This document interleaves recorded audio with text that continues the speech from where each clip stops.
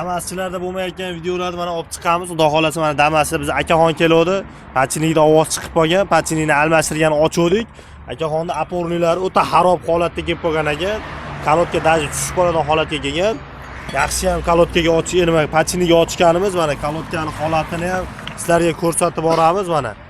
Kalotka ustiga qo'ygan holati. Ya'ni ko'plab biz videolarda ko'ryapmiz kalotka almashtirayotganda silindrlarini shunday quruq holatda qaytarib yuborilyapti. Quruq holatda qaytarmasdan silindrga ozgina o'zidan bachokidan jitkisi olib turib, silindr o'ziga ozgina jitkis yuborasizlar. Jitkis yuborsalaring kalotkadan tushgan qurum-murum silindr qisib qolib, kalotka uzoq yurmaydigan bo'lib qoladi. Keyin iloji boricha qaytaryapti. Silindr qaytaradigan o'zida qaytaringlar. Men sizga tavsiya beraman. Montirovka qilib qaytarganlarida bunaqa palaslari bo'ladi. Palaslari egilib qolib, kalotkani 2 xil 3 xil yig'gan bo'lib qoladi. Sizlarga foydali tavsiyalar. Obuna bo'lib qolishni unutmaysizlar. Like, podpiska qilib qo'yasizlar. Foydali xabarlar berib boramiz.